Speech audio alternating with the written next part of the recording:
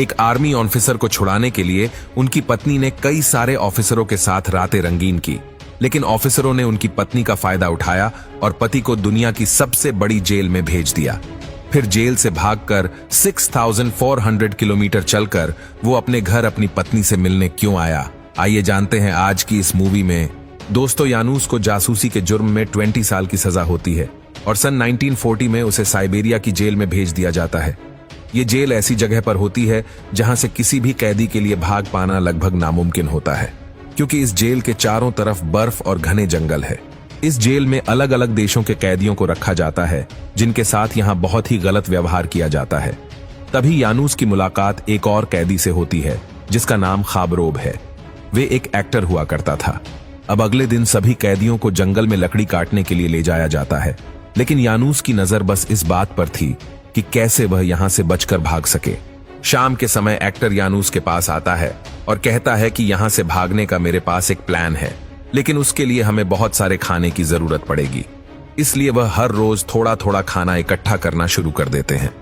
जब वन दिन सभी कैदी लकड़ियां काटकर जंगल से वापस लौट रहे होते हैं, तभी वहां एक तेज बर्फीला तूफान आ जाता है, जिससे बचने के लिए सभी कैदी जंगल में चले जाते हैं, जहां ये ठंड से बचने के लिए झोपड़ी तैयार करते हैं और उसके नीचे छिप जाते हैं। अब उसी रात यानूस 7 लोगों के साथ मिलकर यहां से भागने का प्लान बनाता है। यानूस कहता है कि आज मौसम खराब होने के कारण तेज हवाएं चल रही हैं और हम लोग आज रात यहां से भाग सकते हैं। अगर आज रात हम यहां से भागेंगे तो पैरों के निशान खुद ब खुद मिट जाएंगे, जिससे गार्ड हमें नहीं ढूंढ पाएंगे। उस रात ये लोग जनरेटर बंद कर देते हैं, जो सिर्फ 10 मिनट के लिए ही बंद हो सकता था, और लोहे की तार काटकर सभी लोग यहां से भाग जाते हैं। अगली सुबह जब गार्ड को इसके बारे में पता चलता है तो वह लोग उनका पीछा करते हैं, लेकिन तेज बर्फीली हवाओं के कारण उन्हें कुछ भी दिखाई नहीं देता। वहीं दूसरी तरफ ये सभी कैदी लगातार आगे बढ़ रहे होते हैं, लेकिन ठंड लगने के कारण इन्हें भी चलने में बहुत मुश्किल हो रही होती है। तभी वो चाकू लेता है और पेड़ की छाल काटकर सभी के लिए मुखौटे बनाता है, जिन्हें सभी लोग अपने अपने चेहरे पर पहन लेते हैं।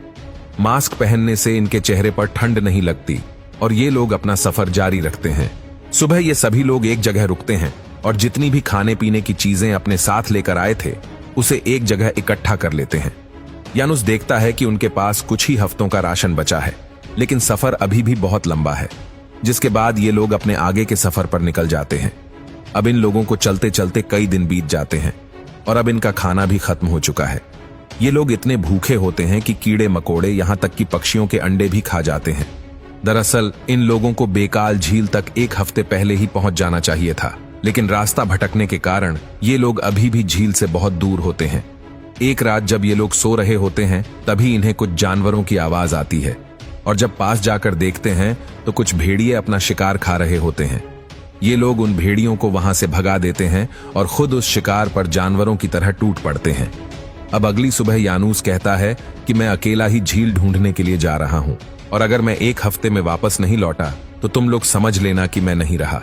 जब वह पथरीले और खतरनाक रास्तों से गुजरता है तो उसे काफी परेशानियों का सामना करना पड़ता है, यहां तक कि उसे जिंदा रहने के लिए पेड़ की छाल तक खानी पड़ती है। लेकिन वे किसी तरह अपने दोस्तों के पास लौट आता है और उन्हें बताता है कि मैंने झील ढूंढ ली है, वे यहां से 3 दिन की दूरी पर है। फिर वो बेहोश हो जाता है। तभी उन्हें एक लड़की दिखाई देती है जो बताती है कि मैं रशियन से बचकर भाग रही हूं, तुम लोग मुझे भी अपने साथ ले चलो, लेकिन यानूस उसे मना कर देता है।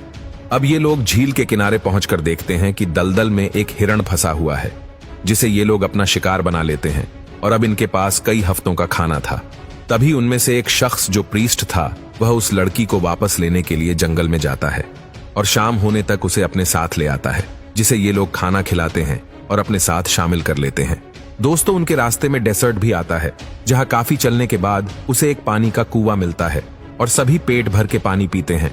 इन सभी लोगों का मन होता है कि कुछ दिन आराम करने के लिए हम यही रुक जाते हैं, लेकिन यानूस उन्हें समझाता है कि यहाँ पीने के लिए पानी तो है, लेकिन खाना नहीं है और बिना खाने के हम लोग कमजोर हो जाएंगे और फिर चलने के लायक नहीं बचेंगे। तभी एक भयंकर रेतीला तूफान इनकी तरफ बढ़ने लगता है, जिसे देखकर सभी लोग खुद को छिपाने की कोशिश करते हैं, लेकिन इस तूफान में उनका ज्यादातर पानी बर्बाद हो जाता है, जिसके कारण सभी लोग बहुत परेशान हो जाते हैं।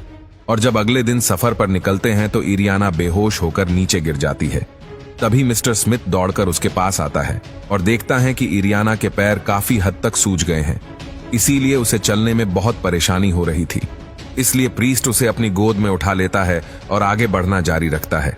अब जैसे जैसे ये लोग आगे बढ़ रहे थे, उनका शरीर और हौसला दोनों ही टूटते जा रहे थे, लेकिन ये लोग फिर भी हार नहीं मानते और कई दिनों का सफर तय करने के बाद रेगिस्तान को पार करने में कामयाब हो जाते हैं। अब ये चारों एक बार फिर अपने सफर पर निकलते हैं और कई घंटों का सफर तय करने के बाद ये लोग तिब्बत बॉर्डर तक पहुंच जाते हैं, जहां उनका अच्छे से स्वागत किया जाता है और ये लोग उन्हें खाना देते हैं। तभी एक मॉन्क बताता है कि यहां से इंडिया जाने के लिए तुम्हें सिक्किम से होते हुए जाना होगा, लेकिन अभी ठंड बहुत ज्यादा है, इसीलिए ठंड कम होने तक तुम्हें 3 महीने का इंतजार करना होगा और तब तक तुम यहां आराम से रुक सकते हो। लेकिन यानूस अपने साथियों से कहता है कि मैं यहां नहीं रुक सकता, मुझे अपने घर वापस जाना है।